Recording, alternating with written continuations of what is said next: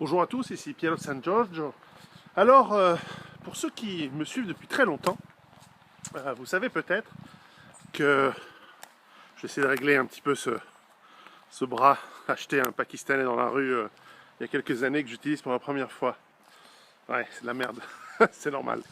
Alors, ouais, pour ceux qui me connaissent depuis longtemps, vous savez qu'il y a en 2012, donc il y a 7 ans, j'avais démarré mon projet gros, c'est-à-dire que voilà, je me trouvais en surpoids, ce qui est vrai, et pour un survivaliste qui essaie de s'en sortir en cas de coup dur, par rapport à ce que j'ai prévu et ce qui arrive, c'est-à-dire des effondrements en chaîne et destruction de l'environnement, eh bien, être en surpoids, c'est pas bon. Surtout malgré le fait que j'ai un physique plutôt athlétique et musclé, par-dessus celui-ci, et que je fais beaucoup de sport, j'ai toujours fait beaucoup de sport et je continue, et je n'ai jamais arrêté, eh bien, avoir 10, 15, 20, voire 30 kilos de trop, c'est pas bien. Alors en fait, il faut avoir 5% de trop en cas de survie, ça c'est bien. Mais habituer son métabolisme à accumuler trop, c'est pas bien. D'ailleurs, Frédéric Delavier, dans son livre L'éveil des consciences, d'ailleurs, on parle un tout petit peu. Il faut avoir un physique adapté à des situations qui peuvent devenir difficiles. Bon, c'est plutôt les Européens l'ont en général. Mais enfin bref. Et donc je m'étais dit tiens, je vais écrire. Alors j'avais commencé à lire et j'ai lu une quantité colossale d'informations. Mais vous savez, lire et l'information, ce n'est pas la pratique et ce n'est pas faire. Et ce n'est pas réussir. Comme vous le savez, 95 ou 98%, donc 95 ou 98 pour en bon français, des gens qui démarrent des régimes ou etc., eh bien échouent et reprennent du poids. Alors, est-ce que c'est une question de volonté? Est-ce que c'est une question de technique? Je me suis lancé dans... C'est de la merde ce truc, ça tient pas. Je me suis lancé dans de la recherche et j'ai testé ça sur moi et je m'étais dit j'allais tenir une sorte de petit vlog de ces choses sur ma chaîne YouTube. Bon bah j'ai fait quelques vidéos, vous pouvez les retrouver, surtout par thème. Et tout ça reste valide. D'ailleurs j'ai réussi à perdre énormément de poids. Et entre 2012 et 2015, 16 je dirais, j'ai perdu pas mal de poids. Pour ceux qui m'ont connu en 2012-2013, vous avez vu, j'étais encore... en fait, j'étais comme maintenant, avec un assez gros bide, tout en ayant une carrure costaud, assez forte, de athlétique, musclé. C'est ça, faire des arts martiaux, de la natation, de la marche, du vélo, de la muscu. Bon, ben voilà, ça aide. Et ça, j'ai jamais arrêté toute ma vie. Et je n'arrêterai jamais. C'est normal. Alors, évidemment, j'ai trouvé ce qui fonctionne. J'ai trouvé ce qui fonctionne chez moi. Et je pense que j'arriverai à l'expliquer, à l'adapter pour le rendre assez efficace pour la plupart des gens. Le problème, c'est que en 2000, c'est quand ça? Ben, en fait, le problème, c'est que je me suis rendu compte que dans des situations de stress, et Dieu sait qu'il y en a dans la vie, alors pour certains, c'est personnel, pour d'autres, c'est le travail, pour d'autres, c'est les médias. Pour moi, c'est clair que il y a eu... je vais passer du moins important au plus important. Il y a eu une exposition médiatique très importante, toujours négative, mais qui a fait beaucoup vendre mes livres. Alors voilà, malheureusement, j'ai pas toujours été payé sur mes ventes pour des histoires qui ne vous concernent pas. Mais enfin bref. En revanche, voilà, ensuite un stress un peu plus élevé, c'est que mon père a été longtemps malade, il a une maladie neurodégénérative, j'ai failli me péter la gueule. C'est ça quand on regarde pas où on met les pieds. Eh bien, ça m'a stressé parce que d'une part, il y a l'aspect logistique, il faut gérer tout ça. Bon, j'avoue que c'est beaucoup ma mère qui a fait, mais il fallait soutenir et être présent quand même. Et puis, à la fin, ça a été... voilà, dans les derniers mois, la dernière année, ça a été un élément très stressant. Et ensuite la vie de famille, 4 gosses, une femme. Il y a des moments où c'est stressant. J'ai eu des périodes voilà, entre 2015 et 2000, on va dire fin 2018, où c'était un peu difficile, quoi. Ça arrive, n'est-ce pas? Bon, alors ça c'est un peu réglé. Maintenant tout ça, mon père est mort. Et en fait j'ai remarqué que pendant cette période de stress, j'ai recommencé à bouffer. Et donc je me suis dit, d'abord, c'est pas crédible, je peux pas écrire un bouquin sur la remise en forme, si on veut, en ayant un échec comme ça. C'est pas crédible. Il faut que je gère. Et donc, il faut que je comprenne d'abord pourquoi, parce que d'abord je le fais pour moi, c'est comme tout. Les gens me disent, pourquoi le son est pas bon dans ta vidéo? C'est parce que je fais mes vidéos pour moi. Et puis il se trouve que je les partage, mais en fait je les fais pas pour vous.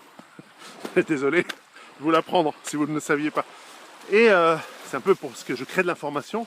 L'information, je la fais pour moi. Et si je peux la... Je crois que je ne vais plus utiliser ce truc, je vais le tenir à la main. Ça c'est trop de la merde. Et en fait, je crois que je vais le jeter. Voilà, c'est ces machins-là. Vendus par un Pakistanais, je crois que c'est en Italie il y a une dizaine d'années. Je sais pas pourquoi j'ai toujours ça dans ma valise. Ça sert à rien, poubelle, comme toutes ces chinoiseries de merde qu'on nous a vendues depuis 40 ans. Poubelle. Bref, et donc c'était pas crédible. Je peux pas vous écrire un livre sur quelque chose que je ne connais pas, que je ne pratique pas. C'est comme la survie. J'ai mis en place ma base autonome durable.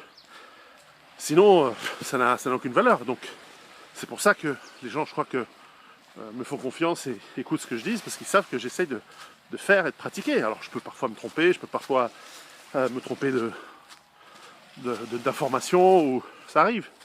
Mais dans l'ensemble, non. Dans l'ensemble, je pense que j'ai la crédibilité aujourd'hui. Alors pas dans les grands médias, parce qu'à partir du moment où vous mettez l'étiquette facho, machin de conneries, c'est fini. Mais bon. Alors donc j'ai repris du poids. Entre 2015 et 2018, je dirais que j'ai commencé à changer dans ma tête à partir de fin 2018, mais l'inertie a fait que je suis arrivé probablement à mon maximum en juillet 2019. Donc voilà, il y a une sorte d'inertie comme ça qui se met en place dans le corps et donc les changements que j'ai mis en place à partir de fin 2018, c'est-à-dire que j'ai repris ce qui fonctionnait avant en mieux, et effectivement ça donne des résultats. J'ai déjà reperdu pas mal de poids depuis juillet 2019. Là où ceux qui m'ont vu en Varsovie m'ont vu à mon maximum ever. Alors ça veut pas dire que c'est fini, hein. Ça veut pas dire que j'ai réussi mon plan gros, j'ai encore du boulot. Et en fait je voulais vous dire que ça m'a donné l'idée de faire deux choses. La première, c'est que en réalité le livre sur la peur, il part du principe que le stress que l'on a se traduit par des peurs, par des émotions liées à la peur. Et ces peurs, alors évidemment le stress de tout d'un coup vous avez un tigre à dents de sabre ou une horde de racailles qui vous court après, bon, c'est normal de courir, de réagir par des émotions de peur. Et ensuite vous gérez. Mais ça, c'est pas le stress habituel que l'on a dans le monde d'aujourd'hui. Ça, c'est le stress ancestral pour lequel nous sommes parfaitement aptes à répondre, normalement. Évidemment, si vous êtes un citadin métrosexuel, vous allez rester complètement freeze, comme on dit. Et voilà, poubelle. Vous allez rester complètement dans le immobile. Bref, donc c'est pas ça le truc. L'idée, c'est que le stress, c'est tout ce qui... Je suis en train d'écrire le chapitre sur le stress en ce moment dans ce livre de peur. C'est tout ce qui, dans le monde moderne, en fait, est totalement artificiel et qui nous apporte des changements dans ce que l'on considère comme normal, c'est-à-dire des tensions, des déplaisirs, des moments de déstabilisation de notre équilibre mental, en fait. Alors ça peut être l'ennui, ça peut être typiquement comment dire le mot, je cherche le mot. Lorsque vous êtes dans un embouteillage et que vous perdez votre temps, il y a bref, je trouverai le mot tout à l'heure. Et bref, vous emmerdez, vous êtes pas bien, vous êtes frustré par vos chefs, comme on dit, hein, vous vivez dans une petite boîte, vous travaillez, vous vous déplacez dans une petite boîte, vous travaillez dans une petite boîte, et finalement vous allez mourir dans une petite boîte. Donc ça va pas, nous sommes pas faits pour ça, nous sommes faits pour les grands espaces, nous sommes faits pour être à l'air libre, nous sommes faits pour non pas avoir ce qu'on veut, bien au contraire, c'est très dur d'obtenir ce qu'on veut parce que dans la nature, il fallait aller chasser, il fallait trouver la nourriture, mais nous sommes faits aussi pour des rapports humains vrais, non pas des rapports de hiérarchie artificielle. La hiérarchie naturelle, oui, basée sur les compétences, basée sur l'utile, mais non pas sur les salamélec, toutes les intrigues de couloirs dans les entreprises. Nous sommes faits aussi pour vivre dans des sociétés homogènes, avec des gens comme nous, entre nous, et pas des sociétés multiculturelles qui sont déstabilisantes pour la majorité des gens. Alors pas pour moi, parce que je suis à un niveau suffisamment au-dessus de la mêlée pour ne rencontrer que lorsque je rencontre des gens multiculturels que des gens bien et des gens intéressants. Mais pour la plupart des gens, ils rencontrent des abrutis. Et ils vivent entre abrutis, et partout dans le monde. Et donc autant être entre soi dans ce cas-là. Et comme c'est plus possible, eh bien, ça crée des conflits. Ces conflits sont permanents. C'est qu'on a tout le temps peur en sortant de chez soi. On se dit, putain, qu'est-ce qui va m'arriver ? Est-ce qu'aujourd'hui ma vie va basculer ? Tout ça, c'est du stress. Et c'est du stress permanent. Et ça tape sur notre système physique, ça tape sur notre niveau de santé, sur notre bonheur, sur tout ce qu'on veut. Et donc, malgré que l'on vive dans les sociétés les plus confortables et les plus riches de l'histoire de l'humanité, depuis toujours, en tout cas de l'histoire connue, eh bien, nous sommes probablement en train de devenir parmi les plus malheureux. C'est un drame, hein, c'est un truc paradoxal, mais c'est comme ça. Alors, et donc j'écris ce livre sur la peur. Donc c'est un livre qui est fascinant pour moi à écrire parce que ça m'a forcé, au-delà de comprendre comment ça fonctionne notre mécanisme neurologique et comment fonctionnent nos émotions, et puis toute la partie que je vais coécrire avec un thérapeute sur comment est-ce qu'on gère toutes ces émotions et comment on réduit en tout cas l'impact qu'a la peur sur nous, tout en utilisant notre capacité à l'utiliser à bon escient pour nous rendre plus forts, plus efficaces, plus performants. Tout ça, c'est très important à expliquer. Eh bien, ça m'a aussi permis et c'était l'objectif en fait pour moi, de travailler sur les peurs personnelles. Alors, je vais vous décevoir, je n'ai pas peur de l'effondrement économique, je n'ai pas peur de la guerre, enfin pas plus qu'un autre. Évidemment, dans une situation de guerre, oui, c'est-à-dire que si on me tire dessus, là je vais avoir peur et c'est normal, et c'est bien, parce que c'est ce qui va me permettre de réagir efficacement et de neutraliser la menace, enfin j'espère. Ça m'est jamais arrivé, mais j'espère, quoique ça m'est presque arrivé une fois, mais enfin bon. Et donc ce travail sur mes peurs, eh bien ce sont des peurs comme chez vous tous, comme chez tout le monde, qui reviennent à l'enfance. C'est-à-dire la peur de ne pas être aimé, la peur de ne pas être accepté, la peur de... On les a tous, celles-là. Alors certaines les ont comblées, d'autres non. D'autres les trimballent toute leur vie. Alors moi, tout ce que je peux vous dire, c'est que chaque fois que j'ai des situations de peur, et donc de stress à la source, eh bien, la réponse, ça a été une réponse que m'a programmée ma mère. C'est-à-dire, en gros, de me dire, tiens mon petit, je t'ai fait un bon plat, mange. Et ça explique pourquoi, chaque fois que je suis en position de stress, eh bien je bouffe. Mais je bouffe des bons trucs, hein. Et aussi de la merde, mais essentiellement des bons trucs. Mais par exemple, c'est vrai que lorsque je suis stressé, je me dis, tiens, je vais aller me faire une pizza avec les copains, et ça me détend. Ou alors, tiens, je vais me faire un bon steak, et ça me rassasie. Et parfois, c'est un bon cheeseburger bien dégueulasse de chez Burger King ou d'un gourmet. J'aime pas trop McDo, je vous le dis. Bref. Et donc, c'est pas bien, parce que, en fait, j'ai pris une habitude. Et ces habitudes sont assez longues et difficiles à changer, si on n'a pas, d'abord, changé la compréhension. Alors, la compréhension, elle n'est pas suffisante. C'est un élément indispensable, mais pas suffisant d'un changement.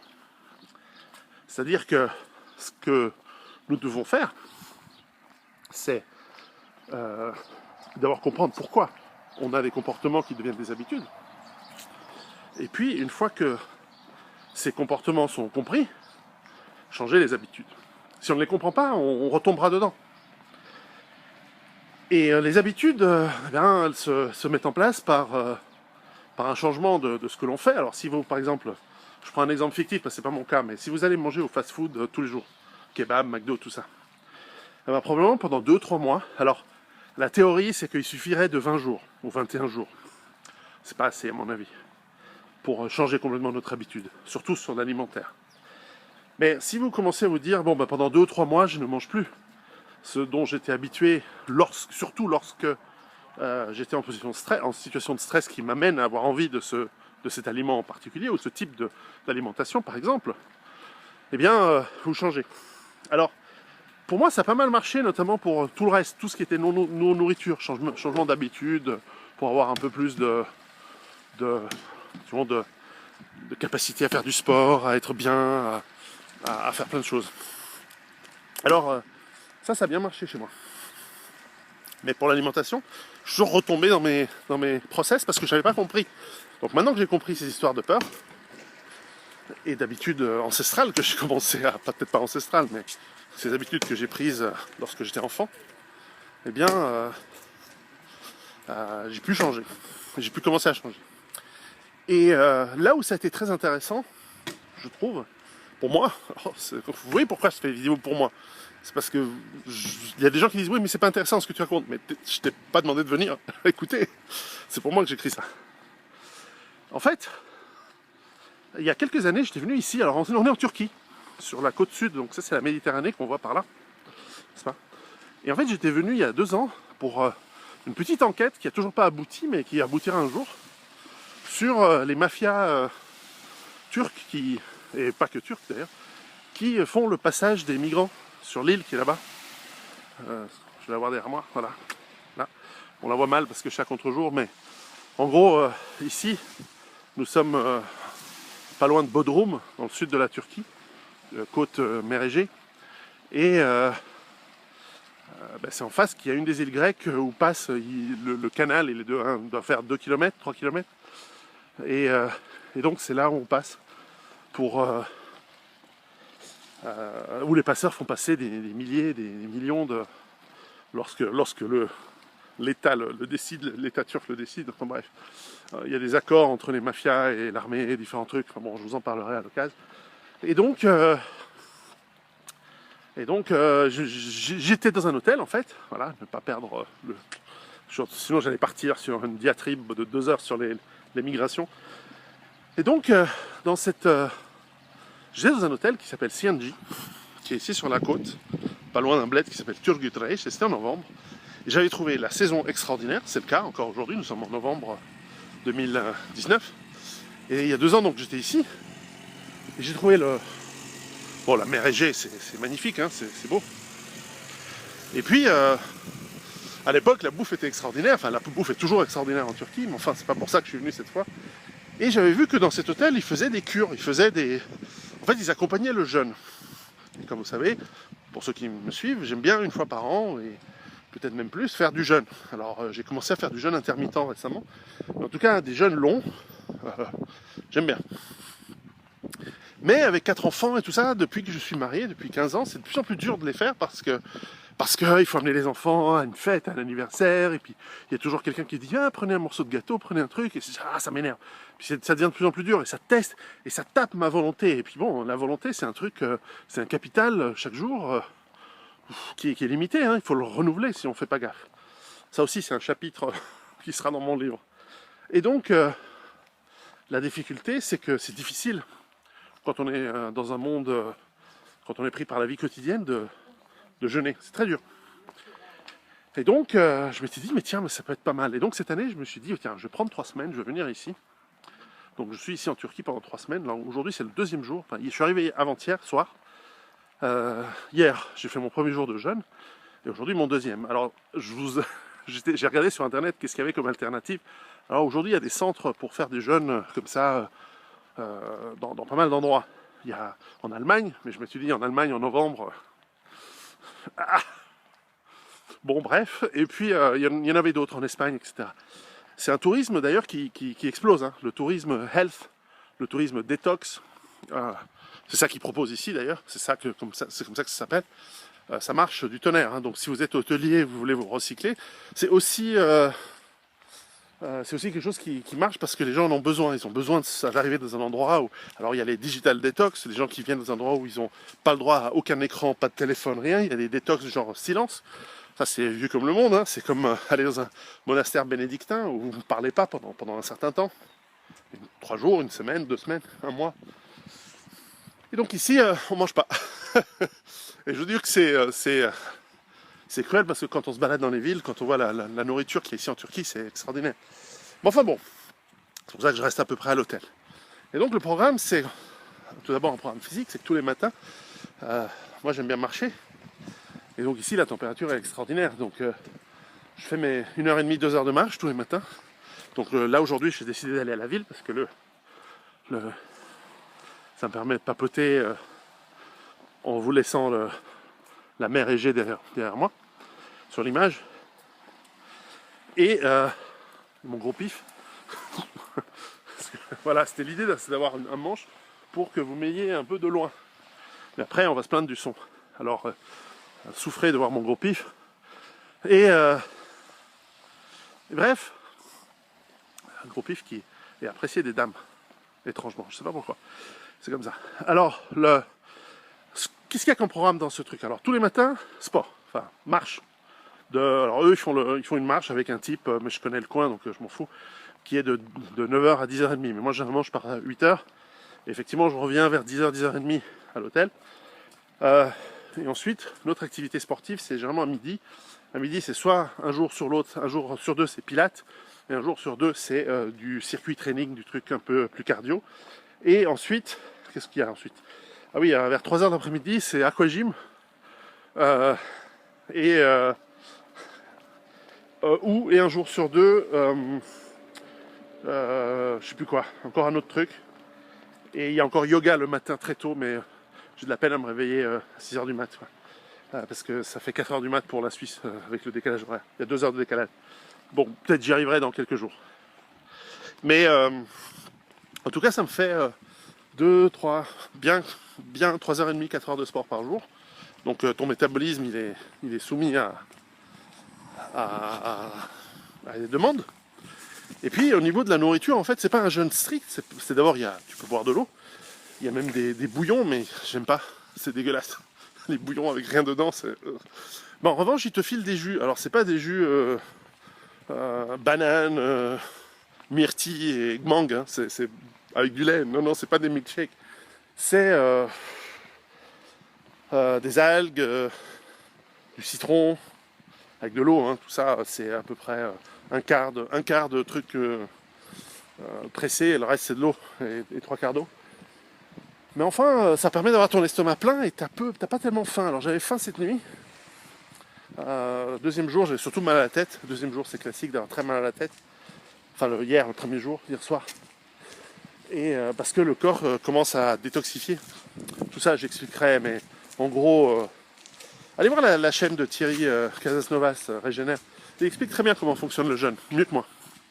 Mais en gros, tu as des émonctoires dans le corps, c'est-à-dire... tu as des organes qui permettent d'éliminer tout ce qui n'est pas bon, tout ce qui est toxique, tout ce que le corps ne devrait pas garder. Alors ces organes sont les reins, le foie, la vessie, la peau, etc. Il y en a d'autres. Et donc, ils travaillent tout le temps. Et l'idée du jeûne, c'est aussi, surtout, c'est qu'après 3 jours où tu n'apportes plus de nourriture, eh bien le corps va reposer ses glandes et ses organes. Et donc tu vas aussi te reposer parce que pour un peu tu leur donnes des vacances. Parce qu'ils travaillent trop, surtout avec l'alimentation trop riche et trop fréquente que l'on a dans le monde moderne, avec trop de produits de merde dedans. Et donc c'est pas mal. Ah, là il va y avoir du bruit. Et bon, donc il y a ces jus qui te poursuivent du matin au soir. Donc tu as ton petit bar pour toi à l'hôtel, très sympa. Je ferai peut-être 2-3 photos. Et donc tu prends tes jus le matin, tu prends tes jus le soir, tu prends tes jus au fur et à mesure de la journée, et t'es bien quoi. Et donc t'as pas vraiment faim. T'as pas vraiment truc, et en plus c'est une saison morte, là, en novembre. Là, il n'y a plus le tourisme, il n'y a plus les gens, les Turcs sont partis, les Européens n'en parlent même pas, ils sont plus là depuis longtemps. Il n'y a plus personne qui vient faire la teuf. Bien, mais Bodrum c'est super, hein, c'est vraiment un endroit extraordinaire. La Turquie c'est un pays extraordinaire. Moi, je veux dire, c'est vraiment un pays moderne. Et en plus c'est un pays qui ressemble à l'Europe des années 60, donc c'est encore sain, c'est encore décent. Et bref, j'aime bien venir ici. Ils ont de la chance les Turcs. Et je comprends pas qu'ils veulent y aller en Europe parce que c'est horrible par rapport ici. Enfin bref, c'est comme ça, c'est pas mon pays, mais j'apprécie d'y venir. Et voilà, donc c'est pas mal. Donc voilà, je suis à mon jour. Alors ce qui est bien en plus, évidemment, tu es suivi par un toubib. Tu as un docteur qui te fait une analyse quand tu arrives, ça c'est normal, dans tous ces hôtels, c'est comme ça que ça se fait. Donc il te fait généralement une analyse de ton corps, combien tu as de masse musculaire. J'en ai une très grosse pour mon âge, donc je suis content. Ta masse graisseuse, j'en ai aussi une très grosse pour mon âge, je suis pas content. Et puis tout ça, il va te suivre. Chaque semaine, il va venir te voir, il va dire bon alors comment ça se passe, etc. Et tout ça c'est super, c'est vraiment bien, c'est bien suivi. Alors évidemment, comme dans tous ces hôtels qui sont des spas, ils te rajoutent, il y a des soins que tu peux faire, il y a des massages. Alors hier par exemple, j'ai fait un premier truc, je suis allé voir une nana qui a un petit shop ici dans l'hôtel et qui a des sangsues et qui te fait une saignée avec des sangsues. Alors c'est censé t'amener des enzymes. Bon, on verra. Je sais pas, mais en tout cas, ils m'ont enlevé un peu de sang et j'ai plein de bandages sur le dos. Et elles ont bien bouffé les sangsues. C'est marrant, elles sont minuscules et elles ressortent, c'est une saucisse, c'est une grosse saucisse. Mais bref. Se gorgent de ton sang et elles se nourrissent. Et semblerait-il, elles t'enlèvent un peu de fer donc, que tu as en trop, surtout les mecs. Et puis, elles t'apportent des enzymes. Bon, si ça se trouve, ça n'a aucun truc. Enfin, j'ai testé. Et puis, ils font des massages. Alors, il y a tout ce qu'on veut. Shiatsu, pas shiatsu, truc thaï, des machins. Et ça, c'est bien. Je vais tester 2-3 trucs. Ça me fera du bien, ça me fera des vacances. J'en avais besoin. Mais dans l'ensemble, je suis bien là. Donc... on verra le résultat dans 3 semaines. Et je pense que ce sera excellent. Allez, à plus.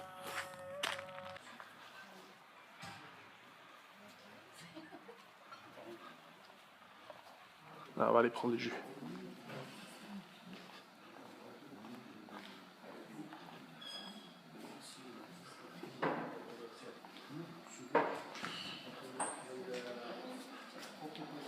Voilà la liste des jus.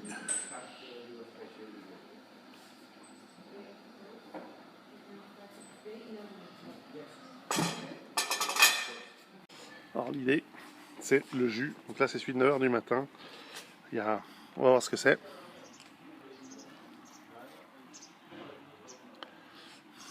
Citron, un peu de concombre peut-être, citron, puis beaucoup d'eau.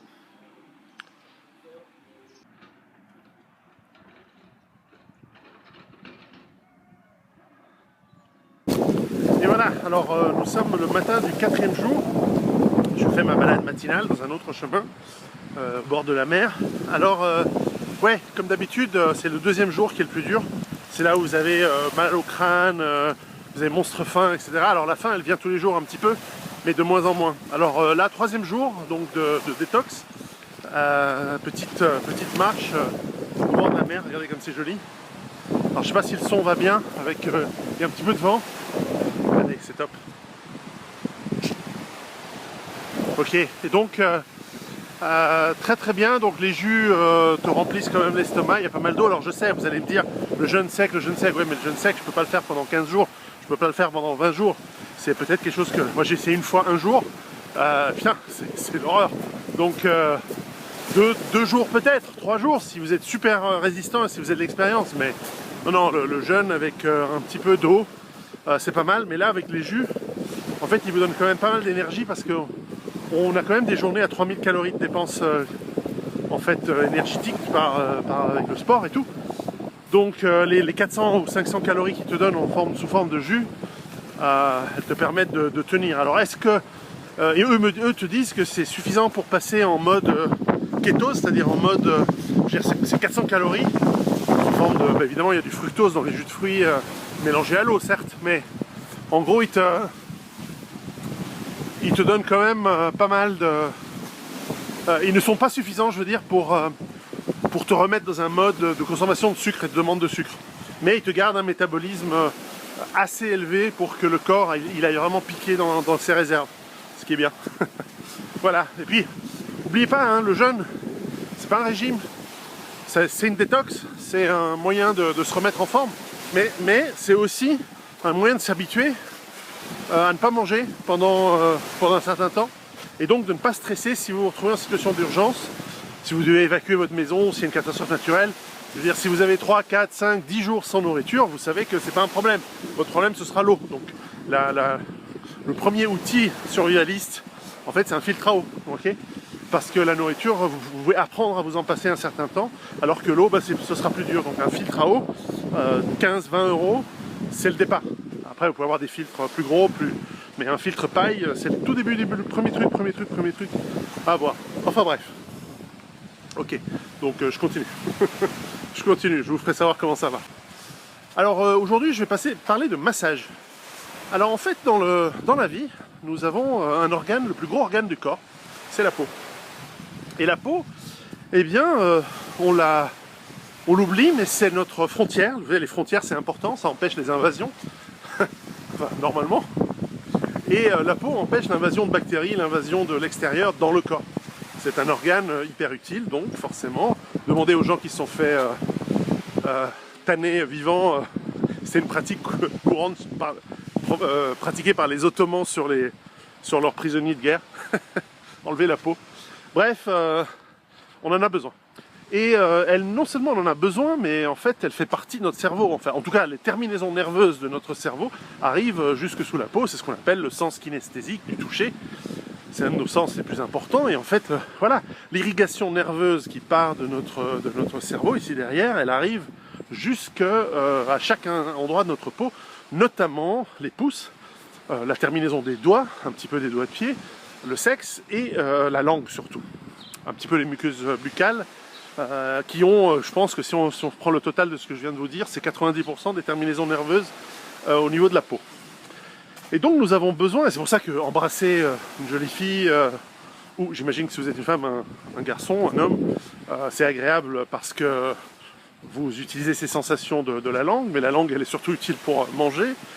Mais le toucher au niveau des mains, et donc de celui et celle qui reçoit ce toucher, est aussi fortement agréable. Et en fait, dans le corps, tout sentiment d'agréable, de plaisir est en fait quelque chose de positif dans le sens au sens neurologique. Bien que, évidemment, lorsque vous avez trop de sucre, par exemple, ça devient excessif. Mais à la base, le sucre est utile et important, et donc en petite dose, puisque nous avons été conditionnés à en supporter de petites doses, eh bien, c'est agréable. Donc le toucher est très important. Le toucher nous apporte un plaisir neurologique qui nous apporte un effet calmant, un effet stimulant, un effet que notre cerveau interprète comme du plaisir, hein, on est d'accord. Mais en fait, c'est un effet physiologique, neurologique très, très important et très capital dans notre monde. Donc, depuis la nuit des temps, toutes les cultures du monde ont développé le massage, ou des formes de massage, c'est-à-dire qu'une personne prend une autre personne, et je pense que ça doit démarrer on voit encore ça chez nos cousins les singes, lorsqu'ils s'épouillent, ils s'enlèvent les poux, cette manière de se toucher crée du lien, mais aussi crée des sensations positives pour le corps. Et donc, le massage est très important. Le massage, donc toutes ces cultures ont développé des formes de massage où une ou plusieurs personnes, alors par exemple il y a le massage thaï où ils sont à deux je crois, où il y a deux masseurs ou masseuses. Alors est-ce que c'est pour aller plus vite ou est-ce que c'est pour augmenter les sensations de toucher? Mais en tout cas, il y a toutes sortes de massages. Alors ensuite ça s'est raffiné, il y a des massages qui sont faits pour travailler les muscles, des massages qui sont faits pour travailler la lymphe, notamment les drainages lymphatiques, ce qu'on appelle voilà. Et ces massages sont super importants pour aussi la santé. Et alors on a toutes sortes de techniques, hein. On a ces massages où, juste d'un coup le nom m'échappe, où on appuie très très fort. Alors on a la réflexologie, on appuie où on travaille sur les méridiens, dans l'idée de la médecine chinoise, donc ces méridiens énergétiques du corps. Je pense que c'est vrai, hein, ces histoires-là. Donc ils ont des points et des zones qui, de l'oreille au doigt de pied et à la plante des pieds, vous permettent de rééquilibrer un petit peu vos énergies qui se déséquilibrent avec le stress, avec les efforts, avec différentes choses. Et puis vous avez toutes sortes le reiki, tous ces massages qui vous permettent de redonner une sorte d'équilibre je vais me poser 2 secondes parce que après j'arrive dans le village et voilà. Alors voilà, ces massages sont super importants. Ils nous donnent un équilibre qui nous permet d'être peut-être pas en eux-mêmes en meilleure santé, mais qui nous permettent de mieux travailler la santé quelle qu'elle soit. Performance physique, système immunitaire, défense contre meilleurs réflexes, défense contre les microbes, enfin j'ai déjà dit c'est le système immunitaire, etc. Et donc le massage est important. Alors je suis ici en vacances en Turquie et je suis allé faire dans l'hôtel où je suis, il y a des massages et c'est des nanas de Bali qui font ça. Alors hier j'avais fait, avant-hier non, j'avais fait une petite réflexologie, une petite heure comme ça où elles te massent le pied, elles te destroy le pied, ils ont une force dans leurs mains. Bref, elles te travaillent le pied, elles te travaillent les jambes, c'est génial, c'est super agréable. Et puis hier soir, on m'a proposé, et si vous faisiez le massage spécial de l'hôtel. Alors je dis ouais, d'accord. Alors je m'attendais, alors c'est 1h30, alors je m'attendais à encore une de ces Indonésiennes qui... non, c'était pas une Indonésienne, c'était Hakan le turc, Hakan le solide gros turc. Avec des bras comme mes cuisses qui est venu. Alors bon, voilà, on est entre hommes, c'est pas grave, hein, il va pas me faire vivre Midnight Express, donc ça va. Eh bien c'était impressionnant. Il m'a déchiré complètement, il m'a arraché les muscles, il me les a remis en place, il m'a détaché les os, la rate qui se dilate, voilà, tout ça quoi. Bref, mais bon, tu souffres quoi, tu souffres. Le mec il te tourne les jambes, les bras, dans des positions incongrues et dans des trucs qui sont pas naturels. Mais enfin, à la fin, tu sors, tu te dis putain, il m'a remis les muscles, il m'a remis le dos droit. Alors c'est pas une kiné, hein, c'est pas un kinésithérapeute. Ça, je vous conseille aussi d'y aller. Ça c'est pas exactement la même chose que le massage. Ça touche plutôt des histoires articulaires et notamment autour de la colonne vertébrale. Mais enfin, ces massages, quand même, vous peuvent. Alors, en l'occurrence, dans le cas de Hakan, c'était pas un message apaisant. C'était très dynamisant, si je puis dire. En tout cas, il m'a remis des muscles, il te déchire les omoplates, il t'arrache le muscle des omoplates et il le remet. Tu vois, c'est comme si tu pétris du pain. Tu vois, alors que moi, j'ai une assez grosse musculature. Putain, le mec, il l'a massé, il a trouvé tous les nœuds, tous les endroits du muscle qui sont devenus un peu durs à force d'exercice, etc. Et il te les remet, il attendrit la viande, quoi. Elles en ont de la chance, les vaches de Kobe. Bref, donc très intéressant. Et donc voilà, tout ça pour dire que dans votre optique de remise en forme, n'hésitez pas à, tout d'abord, avec votre conjoint, votre conjointe, apprendre et à vous faire des massages réciproques. Du dos, de la nuque, etc. D'une part, ça peut se terminer dans quelque chose de très agréable. Mais en plus, c'est utile et se toucher, créer de la relation, créer du lien. Ça, c'est important. Je vois que, par exemple, mon épouse fait beaucoup de massages, a toujours fait, notamment lorsqu'ils sont petits. Là, maintenant qu'ils sont un peu grands, je lui dis, bon, écoute, le grand, à 13 ans, t'arrêtes, quoi. Mais le soir, avant de se coucher, souvent des massages du dos, etc. Mais c'est très bien. Et donc, en plus, ça crée du lien. Et deuxièmement, allez régulièrement, surtout si vous êtes sportif, n'hésitez pas, et si vous êtes un sportif de haut niveau qui est sérieux, vous le faites probablement déjà, n'hésitez pas à aller voir un vrai masseur ou une masseuse, quelqu'un qui va vraiment vous apporter ce plus nécessaire pour vos muscles, pour vos os, pour votre système lymphatique, pour tout votre corps. Et donc le massage est quelque chose de très important, d'ailleurs, pas par hasard, mais dans le livre, peut-être dans le livre sur la peur, mais certainement dans un autre livre que je suis en train de travailler, eh bien, j'aurai un chapitre sur les massages, sur la kinesthésie. Quelque chose de très important, qui est plus ou moins important selon les personnes et les personnalités, mais qui est important quand même. Donc ça inclut le toucher, ça inclut le massage. Bon, je vais aller prendre mon café turc. Je sais que j'ai pas trop droit au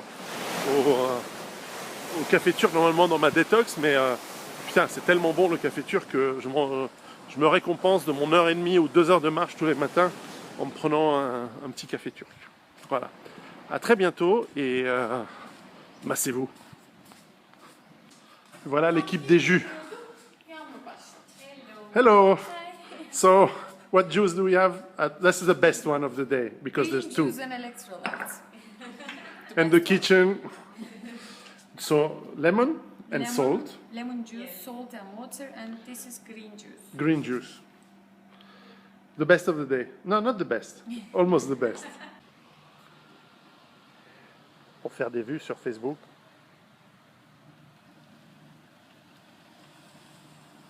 Les chats. Alors les chats.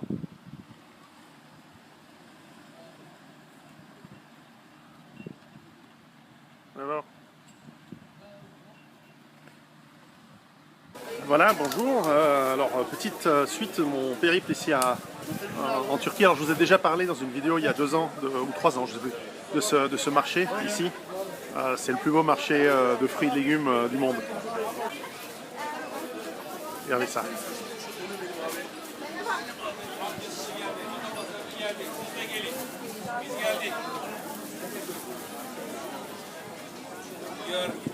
Je vais m'en aller parce que c'est trop tentant.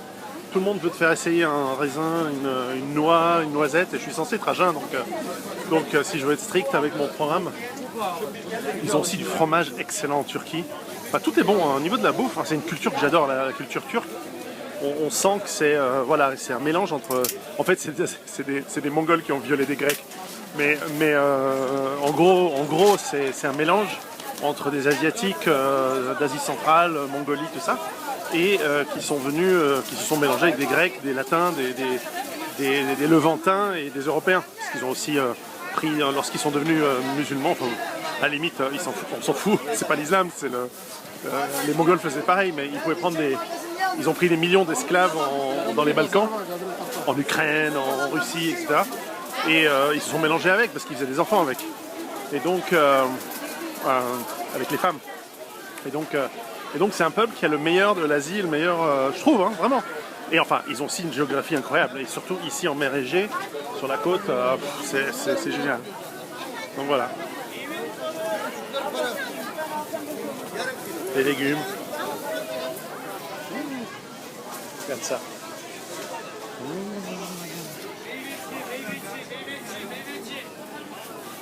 Bon, faut que je m'en aille parce que j'ai trop faim. Ça me donne faim tout ça. Allez, à bientôt. Ah, regardez comme c'est joli.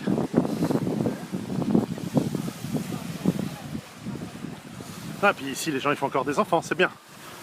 Faut apprendre des autres. Alors, comme je viens de faire une remarque sur les Turcs, je sens qu'il va y avoir de la polémique et du débat comme toujours, parce que vous tombez dans le panneau à chaque fois, mais c'est pas grave. Et simplement, j'étais un... Salut Stéphane Edouard, j'étais en train de t'écouter un de tes podcasts. Qu'est-ce que je veux dire? C'est mieux comme ça. Ouais, le problème c'est que beaucoup d'entre vous vont me dire, je le sais d'avance, ah oui, mais comment tu peux dire des trucs bien sur les Turcs, t'as pas vu les Turcs qu'on a chez nous, je sais pas où et chez vous. Alors, moi d'abord, j'ai toujours eu des bonnes interactions avec les Turcs qui habitent en Europe, mais enfin bon, leur destin ce sera de retourner dans leur pays à terme, hein, évidemment. Mais c'est un peu comme si vous disiez, je sais pas, si vous allez à Libreville au Gabon ou à Abidjan en Côte d'Ivoire et que vous rencontriez des Français, vous dites ah ouais, tous les Français sont comme ça. Bah non, ils sont pas comme ça. Et de la même manière, les Turcs ne sont pas comme les Turcs qu'il y a à Strasbourg ou à Düsseldorf ou que sais-je. C'est différent. Et d'abord, les Turcs, c'est un grand pays. Il y a une différence entre les Turcs de la mer Égée, donc de Izmir, de toute la côte, Bodrum et tout ça. Il il y a c'est des Grecs en fait, quoi, qui se sont musulmanisés. Et puis il y a une différence entre l'Anatolie par exemple, évidemment une différence avec les Kurdes, et il y a une différence avec les Stambouliotes, les gens d'Istanbul. Et sûrement j'en oublie parce que je connais pas tout le pays. Je connais pas la partie de la mer Noire, je connais pas les parties des montagnes du côté de l'Arménie. Je suis sûr qu'il y a des cultures encore très différentes que celles que je connais. Parce que je connais que la Cappadoce, l'Anatolie, la mer Égée, Istanbul, surtout Istanbul. Bref, donc tout ça pour dire que c'est pas parce que je dis que j'aime bien les Turcs que vous connaissez les Turcs. Moi je les connais un peu, donc je trouve que c'est un peuple intéressant. Voilà, et que c'est un grand pays, et que ce sera un grand pays. Et vous savez, moi j'aime bien. C'est hors sujet par rapport à la vidéo gros que je suis en train de faire, mais je peux pas m'empêcher, je suis incorrigible.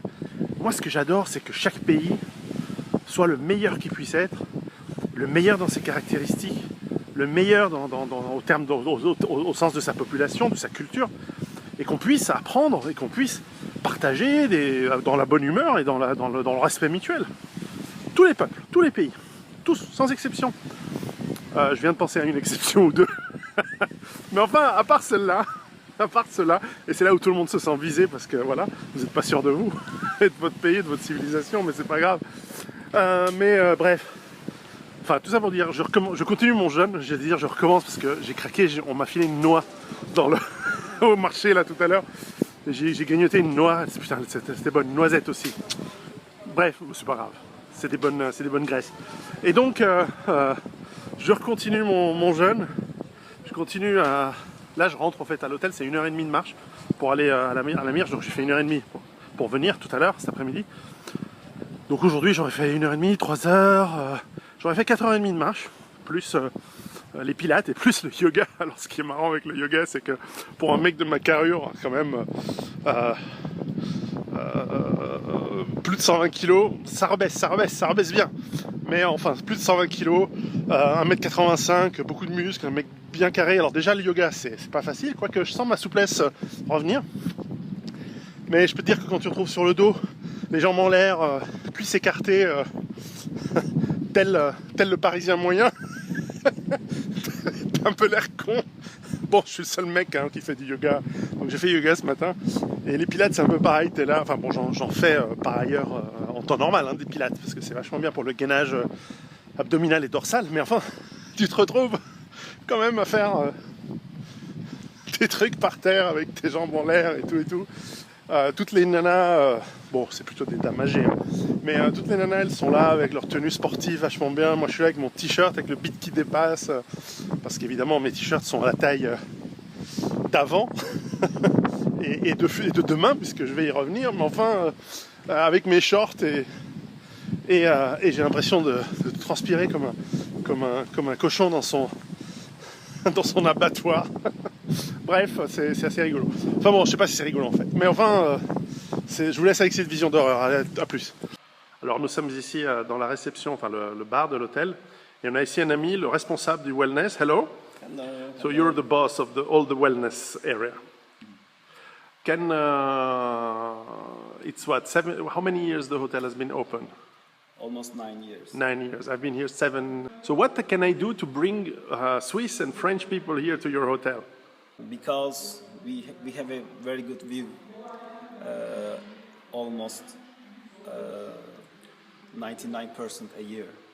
And then we have 3 different programs: Master Detox programs, Raw Food Detox, and 80-20 Alkaline Diet programs. A lot of activity and 7 awards spa. We have a lot of awards, best of Europe, blah blah.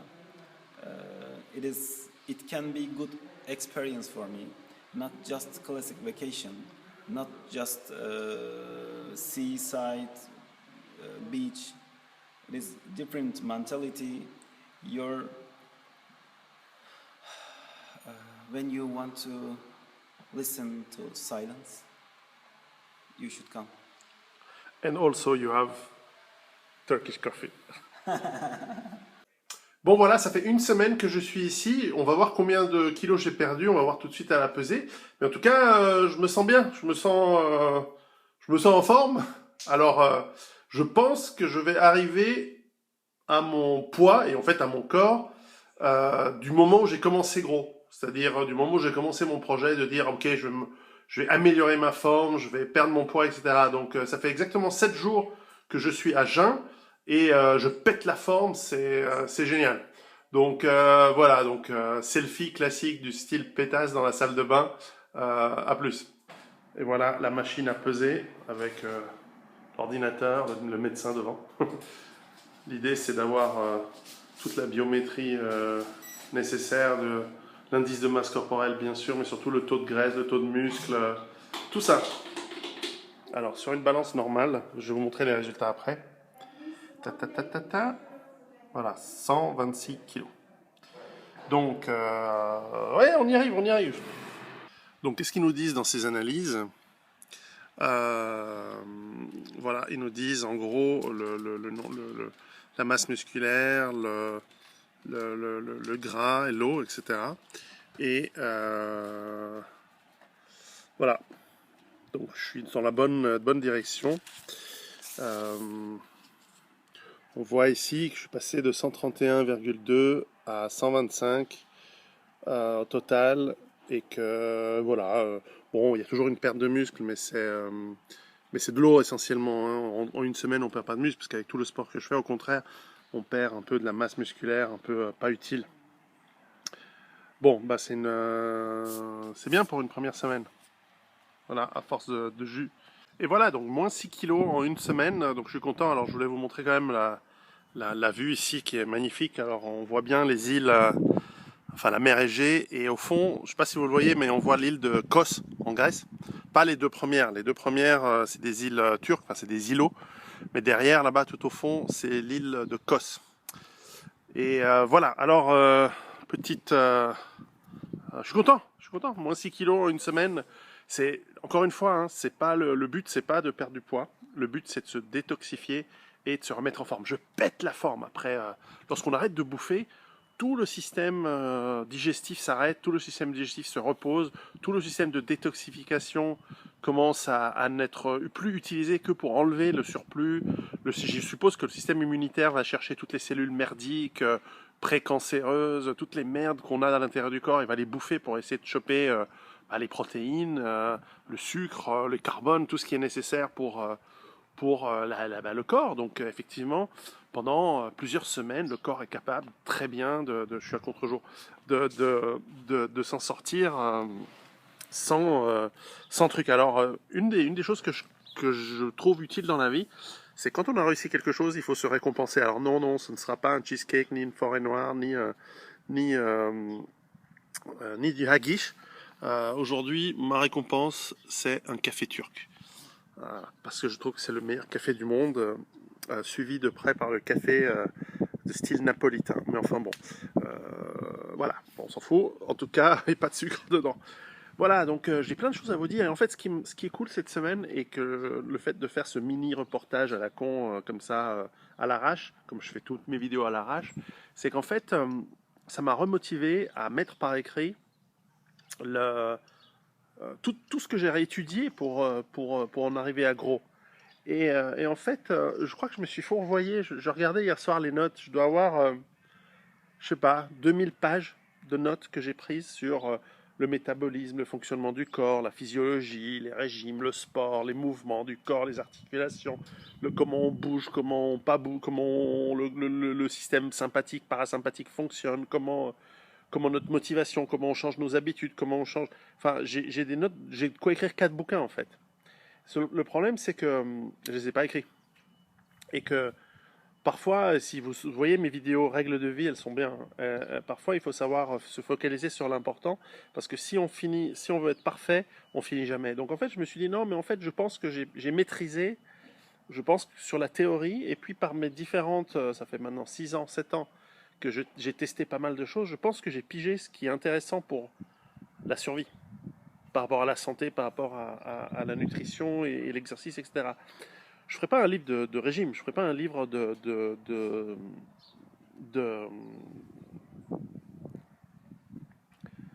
universel, c'est-à-dire faites comme ça et vous serez bien. Non, je pense que je vais écrire une sorte de... Je vais relater un petit peu ma quête de la bonne santé, de la vitalité, de la force, de l'endurance, du bon poids. Alors je suis pas au bout, hein, j'en suis qu'au tout début, mais en tout cas ça m'a remotivé à mettre ça en priorité, à faire passer ça plus haut dans les priorités. Alors bien sûr, j'ai le livre sur la peur à finir, et j'en ai plein d'autres en cours.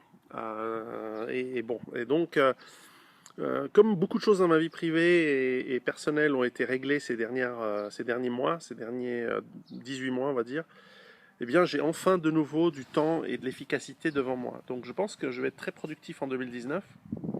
Je vais terminer de tout ce qui est lié à la réimpression de mes livres en français, car vous savez, on a eu un gros souci avec mon éditeur et on a dû remonter on est en train de remonter une boîte d'édition pour les ressortir, eux et d'autres. Et puis il y a plein de choses. En plus, voilà, j'ai Rhubarbar qui va sortir en italien, j'ai Rhubarbar qui va sortir en anglais. Donc il faut que je les lise, que je les relise. Alors, en anglais, il faut que je les relise avec Volwes. C'est long, c'est compliqué. Il faut l'adapter, il faut changer des mots par-ci par-là. Enfin, c'est un processus qui est long et chiant, mais on est presque au bout. Et puis NRBC va sortir en anglais tout bientôt. Je suis en train de finir de la relecture. On est bientôt au bout. Donc il y a plein de choses sympas qui arrivent. Et peut-être que NRBC sera traduit dans d'autres langues, on verra. Mais en tout cas, voilà. Et puis il y a mon roman Giuseppe qui va sortir en français. Je pense que ce sera début 2020. Et puis il va sortir en anglais aussi. Donc j'ai plein de trucs, mais là je vais me focaliser sur la créativité, sur sortir ce qu'il y a de nouveau. Et puis j'ai d'autres idées de romans, j'ai des idées de sagas qui vont se passer pendant l'effondrement et après l'effondrement et plusieurs siècles après l'effondrement. J'ai plein d'idées, j'ai de quoi terminer ma vie à vous écrire des bouquins. Et ça me plaît en fait, donc je le fais pour moi, hein, vous savez. Voilà, donc je vais profiter de mon café et puis on se parle bientôt. Voilà, je reprends la vidéo, donc nous sommes toujours, ça fait 7 jours que j'ai démarré mon jeûne et ma détox. Alors comme tous les matins, je marche ici en direction du petit village de Gumsuluk, ou Gumusluk, je ne sais jamais comment on prononce. En tout cas, c'est un joli village. Je connaissais évidemment, parce que la fois d'avant où j'étais venu marcher aussi, parce que j'aime bien marcher le matin. Gumusluk, voilà. Et d'ailleurs, dans un de mes prochains romans, je mettrai un de mes personnages dans ce village. Évidemment, je ne peux pas vous en parler parce que ça n'aurait aucun sens aujourd'hui, mais voilà. Et donc, petit village sympathique. Alors, petite parenthèse pour les vacances. En fait, quand vous voulez vous remettre en forme, ou même tous les ans quand vous prenez vos vacances, il faut vous méfier. Parce que les vacances, c'est dangereux. Et oui, j'ai discuté avec pas mal de médecins, j'ai regardé quelques statistiques. Beaucoup de gens meurent pendant les vacances. En fait, c'est parce que leur corps est tellement sous stress pendant l'année. Et le corps est tellement soumis aux pressions du monde moderne, travail, hiérarchie, famille, dans un environnement artificiel, etc. Qu'il force pour tenir, il prend toutes ses ressources, il tient, mais qu'en fait, c'est très dur. Mais là-bas. Et que, en fait,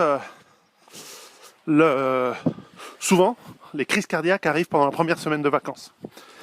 L'été, quand les gens prennent un peu de vacances, le corps se relaxe, il se dit « Ah putain, plus de stress », il lâche, sauf que les problématiques liées au stress sur un corps affaibli, un système immunitaire affaibli et tout ça, eh bien, amènent notamment chez les gens surtout les hommes à partir de 45-50 ans, qui ont des problèmes cardiovasculaires latents, eh bien, ça leur amène voilà, le corps lâche. Le corps, il n'est plus en tension, il n'est plus Et donc, faire du sport pendant les vacances, ne pas relâcher, et en fait se relaxer par les détox, par ces choses-là, c'est en fait le moyen idéal de faire. Donc c'est un petit village qui, je suppose, l'été doit être plein de touristes ou de gens du coin. Je crois que c'est très fréquenté par les Turcs en fait, par une certaine bourgeoisie turque qui aime bien les petits villages. Alors je vais vous montrer la force de volonté qu'il faut pour être Pierron en vacances en Turc en faisant son jeûne. C'est regarder un petit peu les boulangeries qu'il y a. Regardez. Donc tous les matins en marchant à jeun, je passe devant ce truc. Et oui, parce que la Turquie est l'héritière de l'Empire ottoman. Regardez-moi ça, les noisettes. Étant l'héritière de l'Empire ottoman, et comme tout empire, il faut avoir un grand développement de cuisine. Regardez la boulangerie. Merhaba.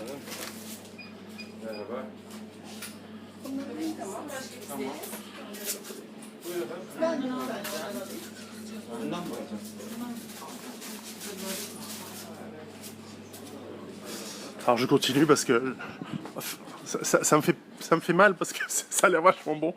Alors il y a des petites épiceries dans le village, mais c'est pas attirant. On mange bien en Turquie. Et donc je passe devant ces trucs tous les matins où je vois des affiches évidemment pour cette boulangerie avec ses desserts, ses pâtisseries.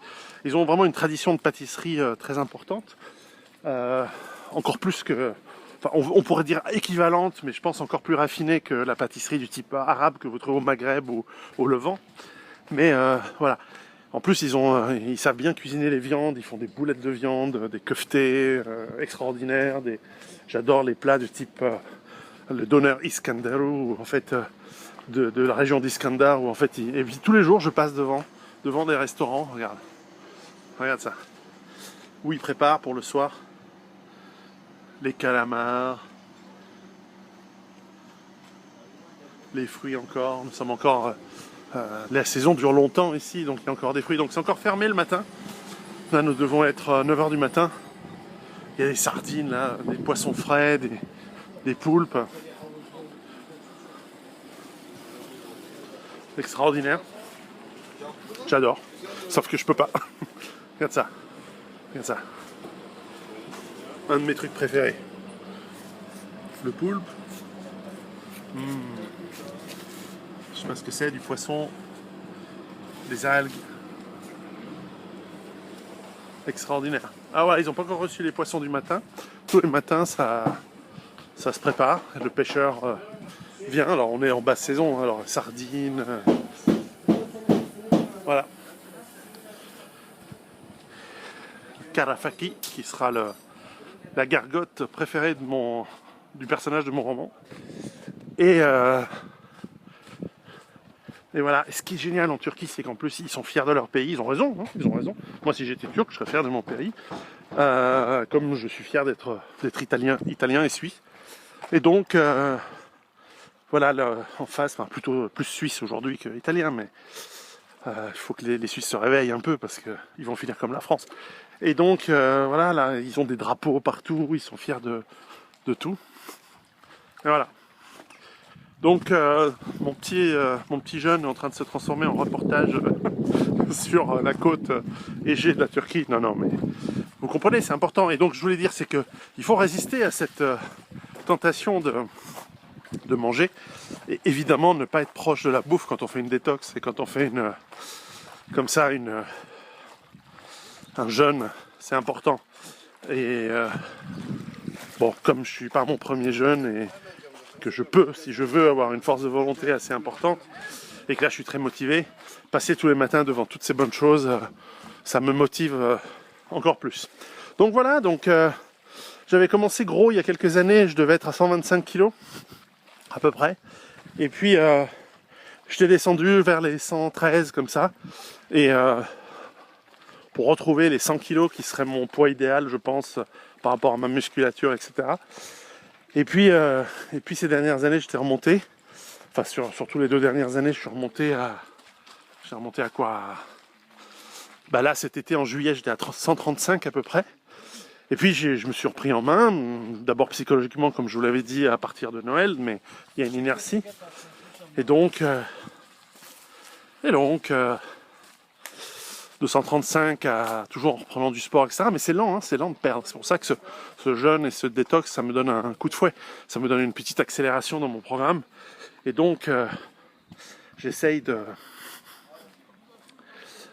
donc quand je suis arrivé ici, l'autre jour, j'étais à 131 ou 132, je me souviens plus. Je me souviens plus ce que j'ai noté sur le papier. Je m'en fous un peu, avec ma carrure, 2 kilos près, c'est des rounding errors, c'est de l'erreur décimale, quoi. Enfin, c'est rien. Et donc, perdre 6 kilos, voilà, en une semaine, j'espère en perdre encore 6 dans la semaine qui suit. Donc, ça me fera mes 2 semaines de jeûne. Et puis, peut-être que pour me récompenser, je viendrai prendre une bonne petite salade, tomates, oignons, avec peut-être un petit peu de fruits de mer et un poisson. Ça repeuplera ma faune intestinale avec des bonnes bactéries.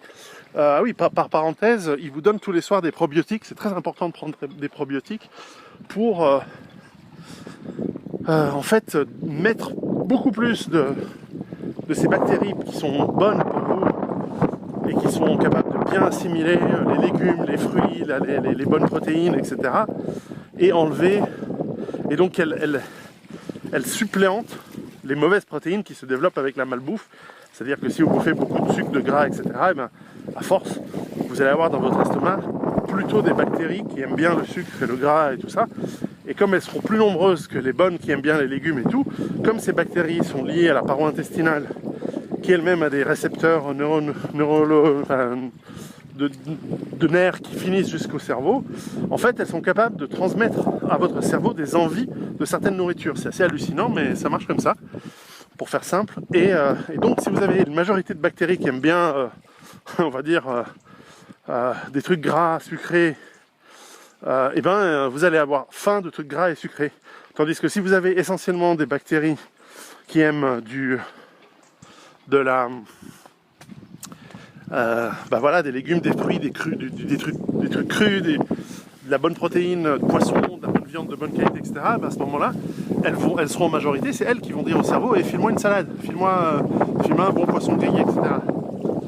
Donc ça s'entraîne et donc ça se prépare. Alors, normalement je continue à marcher, mais voilà, je vais m'arrêter là. Ok ? Allez, à plus. Alors, nous sommes ici toujours en Turquie. Je suis en train de visiter une petite ferme qui en fait produit la nourriture pour l'hôtel où je loge et qui fait ses programmes de jus et de nourriture, etc. Donc on est ici dans la ferme. Je vais vous montrer un petit peu de quoi il s'agit. Alors c'est toujours bien, il y a le chien à l'entrée. Salut le chien. Et voilà la ferme. Alors on a des poulets, des arbres fruitiers, des citronniers. Donc ça c'est la partie verger, visiblement. Une petite serre, la petite maison du gardien fermier. Tout simple mais sympa.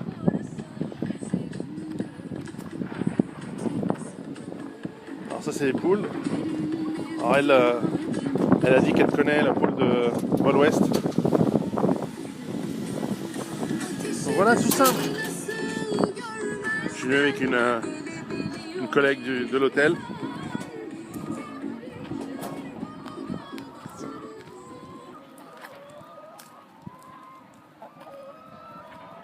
Ah non, c'est pas des citrons, c'est des coings. Tiens.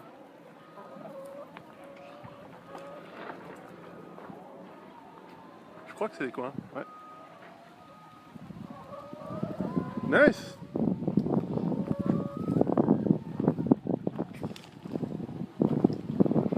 Donc là, il y a des choux, beaucoup de choux, des salades. Sure. Allez, Paul.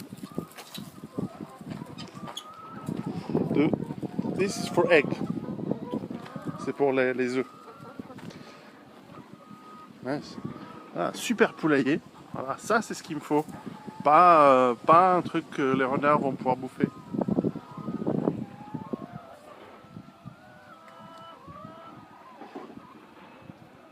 So what's it's cabbage, different kinds of cabbage, red cabbage, green cabbage, salad.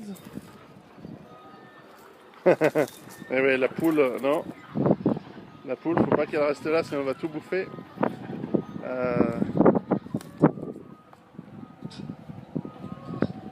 Voilà, mais j'aime bien le poulailler en dur, avec un toit, et puis tout bien. C'est ça que je vais faire chez moi.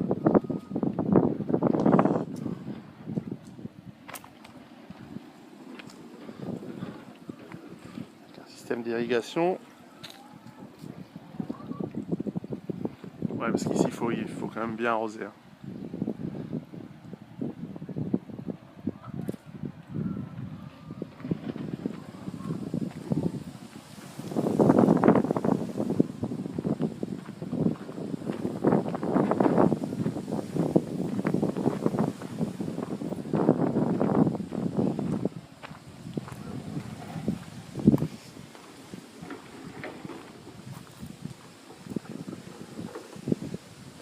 This is turp. It's like salad? Evet. Oh, okay. Oh, okay. Betterave. Evet. It's red. Ouais, c'est pas de la salade.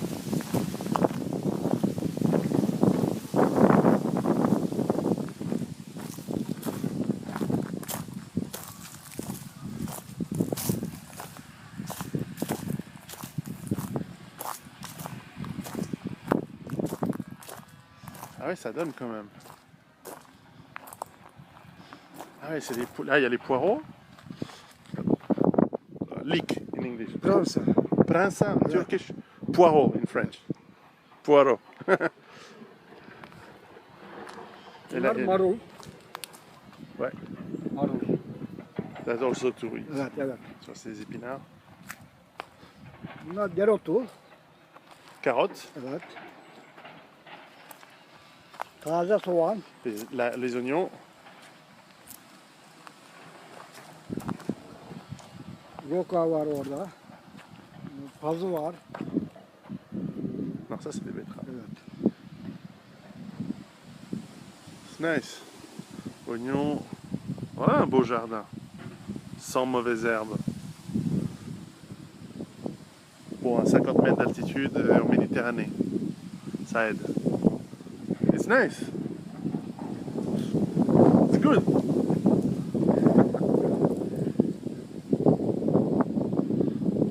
Bon, allez, c'est pas mal. C'est pas mal. Alors, le fermier me dit que ce chêne a 600 ans. En tout cas, il est impressionnant. Il est énorme. Magnifique. Il faut respecter ces grands et beaux arbres que la nature permet de croître. Par contre, ce chêne était déjà là avant la bataille de Lépante. Génial. Donc en fait, le terrain, il me dit, c'est à peu près 1 hectare en fait. C'est 60 mètres sur 60 mètres, la partie potager, et puis en plus il y a la partie verger. Donc je pense que ça doit faire tout juste 1 hectare. Et donc ils produisent pas mal, hein, parce que... Mais c'est l'irrigation qui fait la différence sur du sol là, sur du bon sol là, c'est vraiment pas mal. Alors, vous avez un message pour Toutoun? La Toutoun du Montalin, hein, qui voudrait des nouvelles. Allez, hop, hop. Ils se disent qu'ils vont bouffer. Ou pas.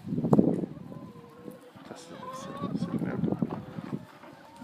Je veux ce poulailler comme ça chez moi. Voilà. Là, les renards, ils rentrent pas.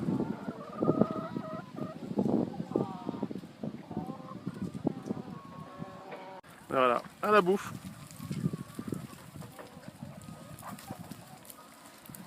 Enfin, c'est des vrais raptors, hein, les poulets.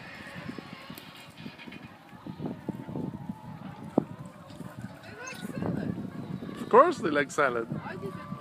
It's chickens. These are dinosaurs. They used to be tyrannosaurs. Try this one. It's really nice with dill sandwich. Dill and I don't know what it's called, but and it's, salad. it's really nice. Some Thank you. B12 too. Bonjour à tous, alors jour 11, 11e jour de mon jeûne et ça commence à se voir. En tout cas j'ai dû perdre 6 ou 7 kilos, je ne sais plus, mais en tout cas c'est bien, je suis content. Alors il y a deux problèmes que je vois avec le jeûne tel qu'on le regarde. Je suis ici assis dans une petite taverne au bord de la mer. Alors il y a deux soucis avec ce modèle de jeûne. Alors déjà 10-11 jours c'est bien. Je n'ai pas particulièrement faim, puisqu'il te donne des jus du matin au soir à des heures prédéterminées, mais qui sont des jus où il y a peut-être, je sais pas, 3 doigts, un whisky d'abord, où il y a peut-être 3 doigts de jus et le reste c'est de l'eau. Et donc il y a probablement, j'ai fait la demande au cuisinier, il m'a dit qu'il estime qu'il y a 400 calories par jour dans ce qu'on prend, donc c'est vraiment pas grand chose. Mais en fait il y a deux problèmes. Le premier c'est que c'est ennuyeux. C'est-à-dire que non pas le séjour est génial, je travaille, je lis, j'ai des idées de romans, j'ai des idées de... J'avance dans mon livre sur la peur, je reprends certains trucs de gros, je travaille sur mes livres sur la violence. Je vous en ai pas encore parlé, mais ils sont assez avancés, mais voilà, il faut que j'avance, il faut que je termine. Parfois c'est comme ça. Et donc je suis créatif, j'ai mon cerveau qui travaille à 1000 à l'heure, je dors moins parce que en fait quand on mange pas et que le corps n'a plus besoin de faire travailler sa digestion, etc. Donc vous êtes plein d'énergie et tout. En plus, en faisant du sport tous les jours, on garde la pêche. Mais il y a un premier problème, c'est que c'est ennuyeux. C'est-à-dire que tous les jours, le même jus à la même heure. Et la vie n'est pas faite pour être monotone. D'ailleurs, le corps humain n'est pas fait pour être monodiète. C'est-à-dire que nous sommes faits en réalité pour faire des monodiètes en série. C'est-à-dire qu'on suit les fruits et les saisons. Et donc, voilà. Et donc, ça me manque. En plus, c'est la saison des kakis. J'adore les kakis. C'est un de mes fruits préférés. C'est probablement mon fruit préféré. Et là, ça me manque. Et donc, ils n'en ont pas ici. C'est bizarre. Et bref, donc il y a un ennui gustatif qui commence à me casser, à me les péter. Et donc voilà, ça c'est un premier problème.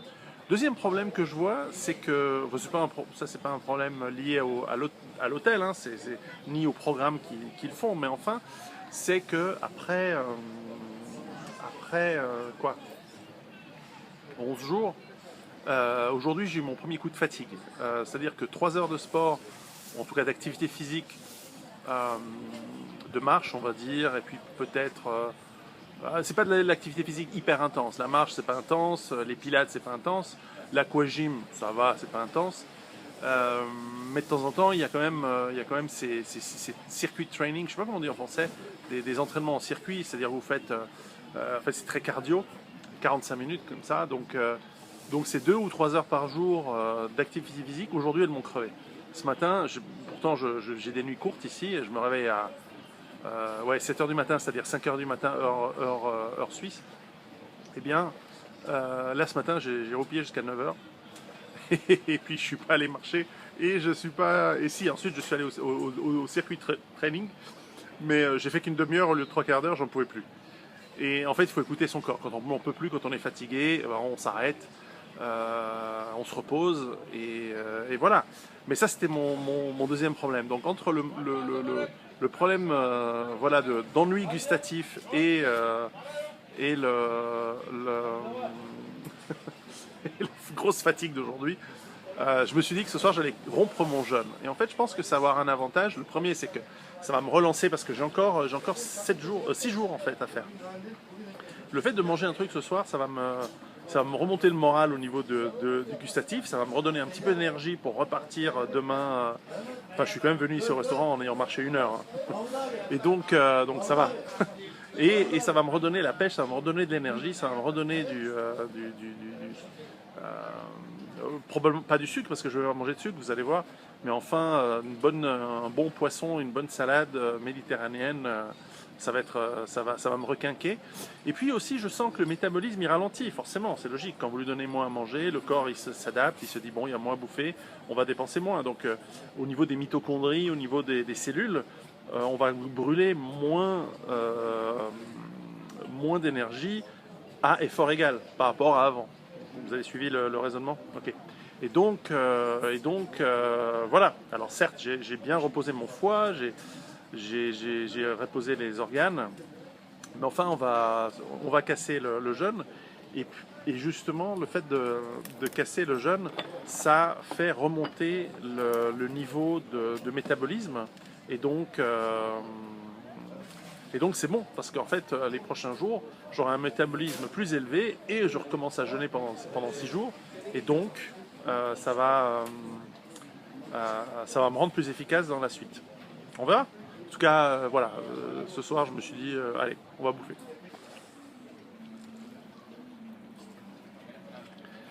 Alors voilà comment je vais rompre mon jeûne. Avec un petit poisson, des aubergines à la sauce tomate et des épinards. Donc, et ça, je me réjouis de manger l'oignon. Voilà. Alors voilà, 14e jour ou est-ce le 13e jour? 13e jour, 14e jour, je ne sais plus. Par là. J'ai recommencé à manger, enfin j'ai recommencé à suivre, enfin j'ai changé de programme pour être précis. Et donc il me propose un programme de raw food, donc de nourriture crue. Alors l'idée c'est des fruits, ou un fruit au petit déjeuner avec un petit jus. Et au déjeuner, ça va être des petites salades. Et le soir, une salade un petit peu plus conséquente avec, je pense, de la matière grasse type huile d'olive, avocat, des trucs comme ça. Donc l'idée, c'est de réhabituer le corps, l'estomac, à digérer et à reprendre de la nourriture après 14 jours de jeûne avec des simples jus. Et alors moi, j'avais fait une incartade il y a donc vendredi, nous sommes lundi, donc vendredi soir, vendredi, samedi, dimanche, donc il y a 2 jours, donc c'était 11, 12, 13, ouais, donc aujourd'hui jour 14. Et bref, donc ça va, mais bon, j'avais pris du poisson léger, donc ça va, je reste dans le truc. Et l'idée, c'est que tu re-remplis ton corps avec des aliments qui vont dans le transit, hein, donc qui tournent, et enfin qui tournent, non, qui entrent, qui sortent, qui tournent pas. Et donc bref, l'idée, c'est que je vais prendre 4 jours sur ces 17 jours, 18 jours que j'ai pris ici. Les 4 derniers, je me remplis le corps avec des aliments sains. Et en plus, ils te donnent des petits enzymes avant chaque repas, petites capsules d'enzymes pour probablement aider à la digestion. Et j'ai oublié de dire, mais tous les soirs, ils te donnent des probiotiques pour en fait reprogrammer ta flore intestinale, ton biodôme, enfin, toutes ces petites bactéries pour qu'il y en ait un maximum de bonnes. Donc voilà. Donc pendant les 4 prochains jours, ce sera du même rythme, même sport le matin, la marche, un petit peu de trucs à peut-être. Tiens, aujourd'hui, j'ai une dame russe là qui est ici aussi en vacances qui m'a invité à faire un tennis. On va faire un tennis. Et bref, donc ce sera en plus. Donc on verra ce que ça donne.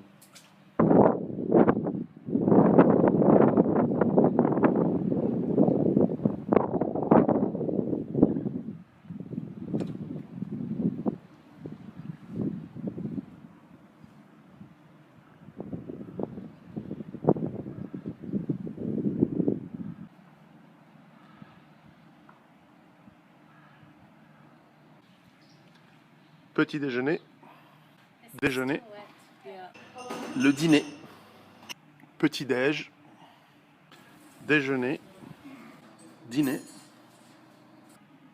petit déjeuner, déjeuner,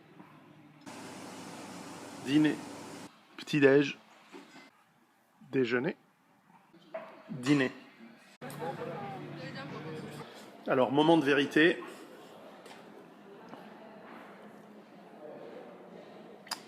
Pas mal. Bon, alors je suis assez content. Avec la machine plus précise, là, on me donne 122. Donc en gros 9 kilos de perdu, en sachant que ça fait 4 jours que je mange du cru. Voilà le petit-déj de ce matin, de tout à l'heure. C'est une sorte de... C'est du lait d'amande avec des fruits et 3 flocons d'avoine. Bref, c'est pas ça qui remplit beaucoup, mais enfin, je sors d'ici avec l'organisme, avec un tube digestif qui est plein. Donc, je suis très content, 9 kilos. Alors, probablement... voilà, le truc cool, c'est que je suis de retour dans le game. Voilà, alors, je vais... Pas de triomphalisme, hein, je me sens bien. 9 kilos en 2 semaines, donc en 16 jours, c'est bien, c'est vachement bien. Alors, encore une fois, l'idée de ce genre de détox, c'est pas forcément de perdre du poids. La perte de poids, c'est accessoire, c'est un bonus. L'idée, c'est que vous vous remettez en forme, vous reposez votre corps, vous êtes bien. J'ai fait quoi, 12 jours de jeûne, plus 4 jours de nourriture crue. Vous avez vu les photos des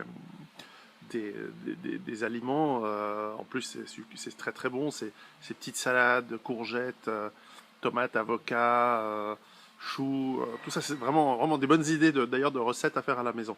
Et en fait, alors pas de triomphalisme, hein, je sais pas parce que, mais je voulais faire cette accélération aussi pour recommencer mon programme gros, parce que comme je l'ai dit au tout début, 2 semaines 2 ans, je veux dire, 2 ans et demi presque voilà, un peu de stress. Alors maintenant, ce stress, il a disparu, mais l'inertie était restée jusqu'à cet été.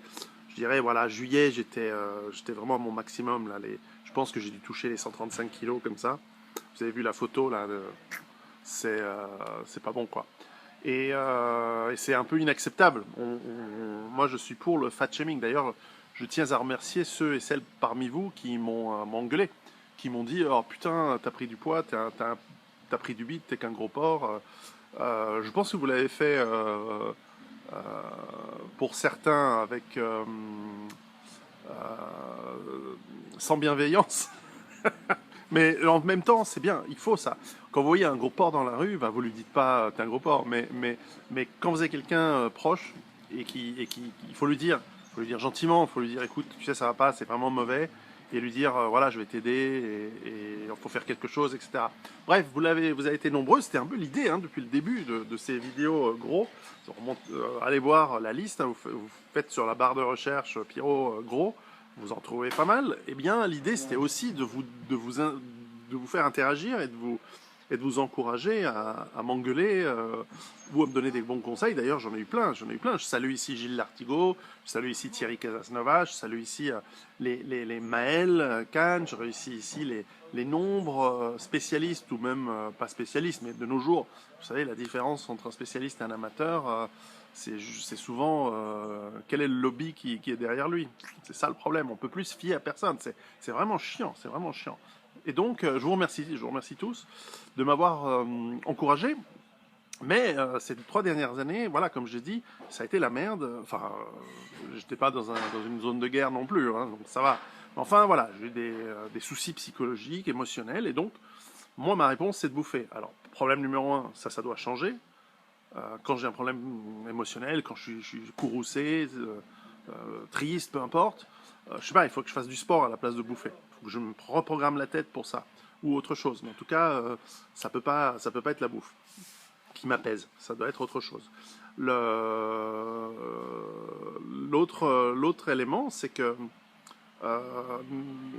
d'où l'importance du livre sur la peur, qui inclura des chapitres sur le stress, sur l'anxiété, sur plein de choses, c'est qu'en fait, ces émotions inévitables, et c'est les effets inévitables de ces événements qui peuvent vous arriver, qui sont des événements stressants, avec des effets stresseurs, eh bien, bien sûr, vous devez apprendre à les réduire, bien sûr, vous devez apprendre à mieux réagir, mais il y a un moment aussi où les problèmes doivent être réglés, et vous mettez en seconde place, vous passez voilà, vous mettez la solution à ces problèmes en priorité, et il y a des moments où vous devez, voilà, je veux dire, je ne regrette pas que ces 3 dernières années, voilà, pour gérer des problèmes personnels, le décès de mon père, des choses comme ça, bon, bah, j'allais pas me focaliser sur me faire des petits plats crus, et tant pis, il y a un moment, je dis, bon, ok, maintenant, priorité numéro 1, c'est ça. Le problème, c'est que si tu fais ça pendant trop longtemps, ça te tue, littéralement. Ça va te foutre en l'air ta santé. Et moi, j'ai pris du poids. Alors, heureusement, ce poids, il se perd. Donc là, ces 2 semaines et demie passées ici pour faire cette détox, elles m'ont redonné un coup de pouce. En plus, c'était super d'être en vacances, tout seul, en train de réfléchir à mes prochaines histoires, à mes prochains trucs. Et donc je suis très satisfait. Et je suis de nouveau dans le game. Maintenant, pour recommencer, parce qu'en gros, 122, le temps que je rentre en Suisse, je serai à 124, 125 maximum. Je vais essayer de jamais plus remonter au-dessus, mais plutôt maintenant de reprendre là où j'en étais dans le gros, et en fait là où j'en étais au début. Donc je reviens au point de départ, au niveau du poids en tout cas. Pour le reste, je sais que je suis beaucoup plus performant, je suis capable de courir, de marcher. Il y a 5 ans, je ne suis pas sûr. Ou il y a, je ne sais pas quand j'ai commencé gros, mais quand j'ai démarré, je pense qu'être en bien meilleure forme physique aujourd'hui à 48 ans que je ne l'étais à 45 ou à 42. Et ça, c'est pas mal. Parce que j'ai fait du sport quotidiennement, tout le temps, etc.